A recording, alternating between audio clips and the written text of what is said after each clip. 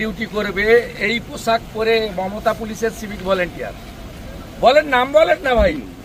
Sir আমি ভুলে গেছি হ্যাঁ বলেন নাম বলুন। ভুলে গেছি হাইকোর্ট বলেছে। আরে আমার পা ধরবেন কেন? ভুলে গেছি আপনি বলেন নাম বলুন। ভুলে গেছি এটা পোশাক। ভুলে গেছি স্যার টাকা তুলে দেন তো পুলিশগুলোকে, আর ওরা ভাইপোকে পাঠায়। স্যার ভুলে গেছি আপনাদের বেশি দিন না, চিরদিন কাহারও সমান নাই যায়। ভুলে গেছি স্যার ভুলে গেছি স্যার এই হচ্ছে সিভিক ভলেন্টিয়ার। মাল তোলো, আমি আর আইসির কাছে জমা করো, আর ভাইপোর কাছে পাঠাও। দেখুন পোশাক দেখুন, সব মোড়ে দাঁড় করিয়ে রেখেছে মমতা। ভুলে গেছি স্যার আমি আর সব মোড়ে একটা করে দাঁড় করিয়ে।